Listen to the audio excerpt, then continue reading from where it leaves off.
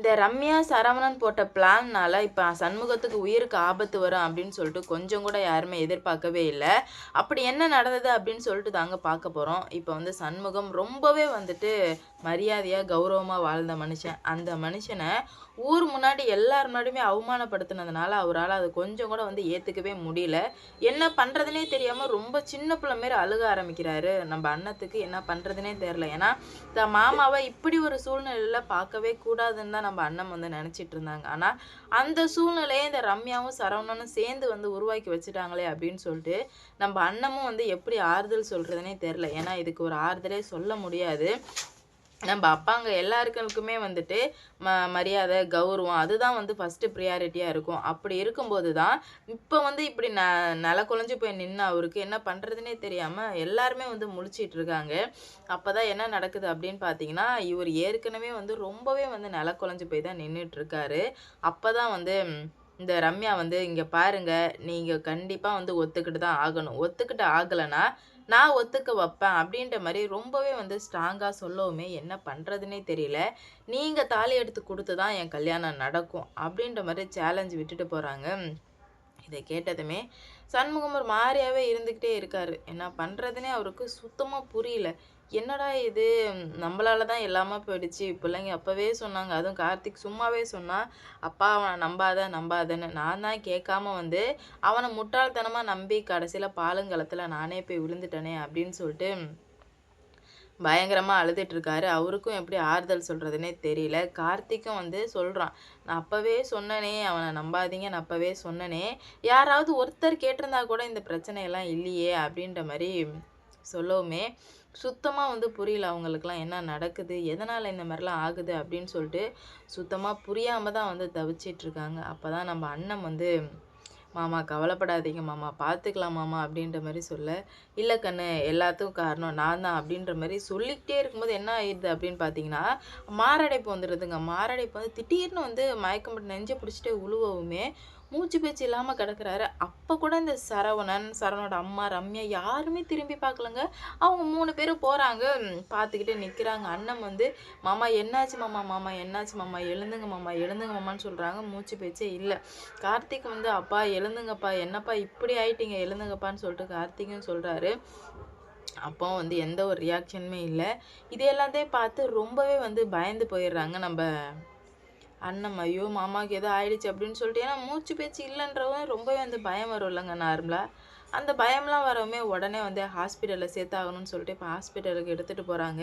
எடுத்துட்டு போனா உடனே வந்து இவர பார்த்துட்டு இது ஐசியூல சேர்த்துடுறாங்க. ஐசியூல சேர்த்ததுமே எதனால இப்படி ஆச்சு போச்சுன்னு சொல்லிட்டு எதுவுமே வந்துட்டு அமைதியாவே இருக்கு ஹாஸ்பிட்டல்ல. உடனே வந்து டாக்டர் வந்து கேட்குறாங்க, "அவருக்கு மாரடைப்பு வந்திருக்கு. அதுவும் சிவிலியரா வந்திருக்கு. ஐசியூல சேர்த்துருக்கோம். இப்போதைக்கு எங்களால எந்த பதிலுமே சொல்ல முடியாது. அவரு சுயநினைவுக்கு வந்தாலும் வரலாம்.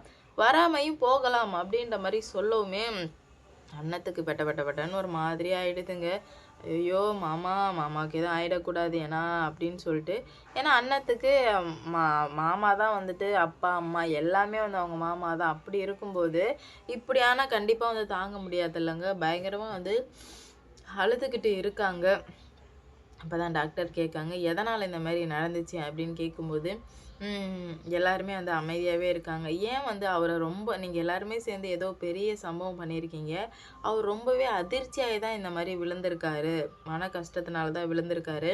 நீங்க அவர நல்லா பார்த்துருந்தா இந்த மாரி பிரச்சனையே கிடையாது அப்படின்ற மாரி சொல்ல, அப்பதான் வந்து சரவணன், ரம்யா அவங்க 3 பேரும் வர்றாங்க. வந்ததுமே வந்து எல்லாத்துக்கும் காரணம் இவங்க தான் டாக்டர். இவங்களால தான் என் மாமாவுக்கு இந்த மாரி ஆயிடுச்சு. எங்க மாமாவுக்கு மட்டும் ஏதாவது ஒண்ணு ஆயிடுச்சுன்னா, இவன நான் சும்மாவே விடமாட்டேன் அப்படின்ற மாரி சொல்லவுமே ஏன்னா இவ்வளோ நாள் பெரியத்தான் பெரியத்தான்னு சொல்லி, இப்ப அவன் இவன்னு சொல்ல ஆரம்பிச்சிடுறாங்க. அப்பதான் வந்து டாக்டர் சொல்றாங்க, என்னது அவன் இவனா? அப்படின்ற மாரி கேட்கவுமே, ஆமா டாக்டர் என் மாமாவ எப்ப இவன் கொல்லணும்னு நெனச்சானோ, இதுக்கு மேல வந்து அவன் எனக்கு அவன் இவன் தான் அப்படின்ற மாரி சொல்லவுமே, என்ன பண்றது போறதுன்னு தெரியாம வந்து முழிச்சிட்டுருக்காங்க. ஆகா! பிரச்சனைகள்லாம் வந்து பெருசா விஸ்வரூபம் எடுக்க ஆரம்பிச்சிருச்சு. இதனால நம்ம எப்படி இருந்துக்கணுமோ அப்படி இருக்கிறது தான் நமக்கு நல்லது அப்படின்ற மாரி தெள்ள தெளிவா புரிஞ்சுக்கிறாங்க. என்னதான் வந்து புரிஞ்சுக்கிட்டாலுமே, இதுக்கு மேலே இப்படியே விட்டுறக்கூடாது, கண்டிப்பாக நம்ம ஏதாவது ஒன்று பண்ணணும் அப்படின்ற ஒரு நிலமையில தான் இருந்துகிட்ருக்காங்க. ஆனால் அவங்களுக்குமே வந்து என்ன பண்ணுறது போகிறதுன்னு சொல்லிட்டு சுத்தமாக புரியல.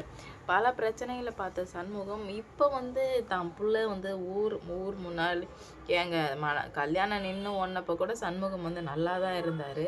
ஆனால் இப்போ இந்த சரவணன் பண்ண விஷயத்துல தான் ரொம்ப வந்து மங்கி போயிட்டார். அப்படி இருக்கும்போது இந்த ஊர் முன்னாடி எல்லார் முன்னாடியும் நம்ம அசிங்கப்பட்டு போயிட்டோமே. அது இல்லாமல் அண்ணத்துக்கு எப்படி அவங்க மாமா உயிரோ அது மாதிரி தாங்க அவங்க சண்முகத்துக்கும் அண்ணன் வந்து உயிர். தான் பிள்ளைக்கு மேலவே அதிகமாக வந்து நேசிச்சாரு. அப்படி நேசிச்சவங்க காலில் உள்ள வச்சுட்டாங்களே இவங்க 2 பேரும் சேர்ந்து அப்படின்ற மாதிரி அவரால் அதை ஏற்றுக்கவே முடியல. அப்படி இருக்கும்போது தான் காலில் விழுந்தவுமே நம்ம அண்ணன் காலில் விழுந்ததை நினச்சி பார்த்து வெக்ஸ் ஆகிக்கிறாரு. ஒரு அதிர்ச்சியான விஷயம் நடக்குதுன்னா அதை நினச்சி பார்க்கக்கூடாது இல்லைங்க. ஆனால் அவர் நினச்சி பார்த்தே அவருக்கு வந்து அந்த மாதிரி ஆயிடுச்சு. அதுலேருந்து வெளியே வரணும்னு தான் நினைக்கிறாரு. ஆனால் வந்து சுத்தமாக வந்து வெளியவே வர முடியாத அளவுக்கு தான் எல்லாமே வந்து நடந்துகிட்ருக்கு. எதுவுமே வந்து சரியில்லை அப்படின்ற மாதிரி அப்போ வந்து நல்லாவே புரிஞ்சுக்கிறாங்க.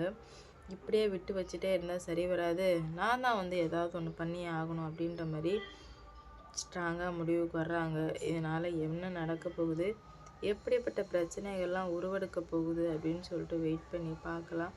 கூடிய சீக்கிரம் இவங்க எல்லாருக்குமே வந்து முடிவு கட்ட போகிறாங்க நம்ம அண்ணன். ஆனால் அது எப்படி கட்ட போகிறாங்கன்ற ஒரு விஷயம் தாங்க இப்போ தெரியாமல் வந்து எல்லாருமே முழிச்சிட்ருக்கோம். பார்க்கலாம் என்ன நடக்க போகுது, எப்படி நடக்க போகுது, எப்படி எல்லாத்தையும் கையாள போகிறாங்க அப்படின்னு சொல்லிட்டு வெயிட் பண்ணி பார்ப்போம். கூடிய சீக்கிரம் எல்லாருக்குமே வந்து ஒரு தீர்வு கிடைக்க போகுது. ஏன்னா இவ்வளோ நாளாக பொறுத்து பண்ணிகிட்டு இருந்தாங்க. சரி ஏதாவது ஒன்று பண்ணிடலாம், சரி பண்ணிடலாம் அப்படின்னு சொல்லிட்டு. ஆனால் இதுக்கு மேலே வந்து எதுவுமே வந்து சரி பண்ண முடியாது அப்படின்ற மாதிரி அவங்க நல்லாவே வந்து தெரிஞ்சுக்கிறாங்க. இதனாலவே வந்து பல பிரச்சனைகள் வந்து வெடிக்க ஆரம்பிக்குது. அப்போ தான் நம்ம அண்ணன் வந்து சொல்கிறாங்க, எவ்வளோ நடந்தாலும் சரி போனாலும் சரி இதுக்கு மேலே என் மாமன் நானே பார்த்துக்கிறேன், அந்த வீட்டில் எங்கள் மாமா இருக்க மாட்டாங்க அப்படின்ற மாதிரி அண்ணன் போட்டு உடச்சிட்றாங்க.